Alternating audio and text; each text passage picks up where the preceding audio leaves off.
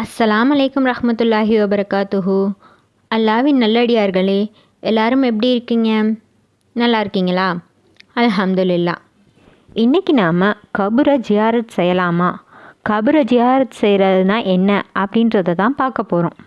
கபரை ஜியாரத் செய்கிறதுனா மன்னரைகளை போய் பார்வையிடுறது. மன்னரைகளை பார்வையிட ஆரம்ப காலத்தில் இஸ்லாம் தடை செஞ்சிருந்துச்சு.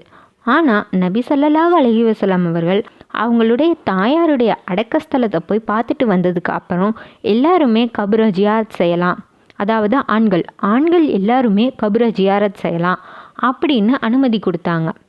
அதெல்லாம் பற்றி தான் இன்றைக்கி நாம் பார்க்க போகிறோம். வாங்க நம்ம வீடியோக்குள்ளே போகலாம்.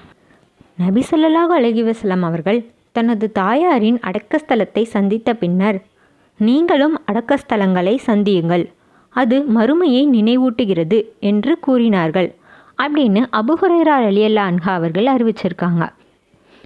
நாம் ஒவ்வொரு முறை கபரை சந்திக்கும் போதும் நமக்குள்ளே ஏற்படக்கூடிய விஷயம், நமக்குள்ளே நாமளே நினைவுபடுத்திக்க வேண்டிய விஷயம், நாமளும் மறுமை நோக்கி பயணம் செஞ்சிட்ருக்கோம், நமக்கும் கண்டிப்பான முறையில் மரணம் வந்தே தீரும், நாம் கண்டிப்பான முறையில் மறுமையில் அல்லாவை பார்க்கக்கூடியவர்கள் அப்படின்றத நமக்கு நாமளே நினைவுபடுத்திக்கணும். அப்படின்றதுக்காக தான் நபி ஸல்லல்லாஹு அலைஹி வஸல்லம் அவர்கள் கபரை நீங்களும் ஜியாரத் செய்யுங்க அப்படின்னு சொல்லியிருக்காங்க.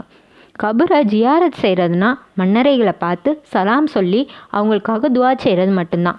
கபருக்கு போய் கபரை நாம் தொட்டு வணங்குறதோ, கபரில் நின்று முட்டி துவா கேட்குறதோ அதெல்லாம் கபரை ஜியாரத் செய்கிறதில்ல. கபரை ஜியாரத் செய்கிறதுனா கபரை போய் நின்று பார்த்து சலாம் சொல்லி, அல்லாஹ்வுடைய சாந்தியும் சமாதானமும் உங்களுக்கு நிலவட்டும், உங்களுக்காக அல்லாஹ் மன்னரை வாழ்க்கையை லேசாக்கி வைக்கட்டும் அப்படின்னு சொல்லி நாம் துவா செய்கிறது மட்டும்தான். இதை தான் நபி ஸல்லல்லாஹு அலைஹி வஸல்லம் அவர்கள் கபரை ஜியாரத் செய்கிறதுன்னு சொல்லியிருக்காங்க. கபரை ஒவ்வொரு முறை சந்திக்கும் போதும் அஸ்ஸலாமு அலைக்கும் தார கௌமின் மோமினீன வ இன்னா இன்ஷா அல்லாஹு பிக்கும் லாயிஹிகூன். இறை நம்பிக்கையுள்ள சமுதாயமே, உங்கள் மீது சாந்தி நிலவட்டும், அல்லாஹ் நாடினால் நாங்களும் உங்களுடன் சேரக்கூடியவர்களே அப்படின்னு அவங்களுக்காக துவா செஞ்சுட்டு நமக்கு நாம் மரணத்தை நோக்கி பயணம் செஞ்சுக்கிட்டு இருக்கோம் அப்படின்றத நினைவுபடுத்திக்கணும். அப்படின்றதுக்காக தான் இந்த துவா. வெளியே இருந்து நாம் என்ன பேசினாலும் என்ன செஞ்சாலும் அது கபரில் இருக்கவங்களுக்கு கேட்க போகிறதில்லன்றது இஸ்லாத்துடைய அழுத்தமான உண்மை.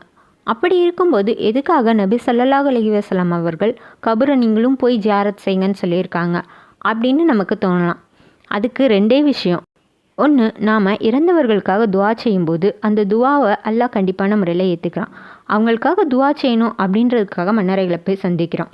இன்னொன்று, நமக்கு நாமளே மறுமையை நினைவூட்டிக்கணும், நம்ம மரணத்தை நோக்கி பயணம் செய்கிறோம் அப்படின்றத நமக்கு நினைவூட்டிக்கணும் அப்படின்றதுக்காக மட்டும்தான் இஸ்லாத்தில் கபரை ஜியாரத் செய்யலாம் அப்படின்னு நபி ஸல்லல்லாஹு அலைஹி வஸல்லம் அவர்கள் அனுமதிச்சிருக்காங்க. இந்த ரெண்டு காரணங்களை தாண்டி வேறு எந்த காரணத்துக்காகவும் மன்னரைக்கு போய் மன்னரையை ஜியாரத் செய்ய நபி ஸல்லல்லாஹு அலைஹி வஸல்லம் அவர்கள் அனுமதிக்கிறார். அதையும் தாண்டி பெண்களுக்கு மன்னரையை ஜியாரத் செய்ய இஸ்லாத்தில் அனுமதி கொடுக்கவே இல்லை. ஆண்களுக்கு மட்டும்தான் கபரை ஜியாரத் செய்யக்கூடிய அனுமதியை நபி ஸல்லல்லாஹு அலைஹி வஸல்லம் அவர்கள் வழங்கியிருக்காங்க.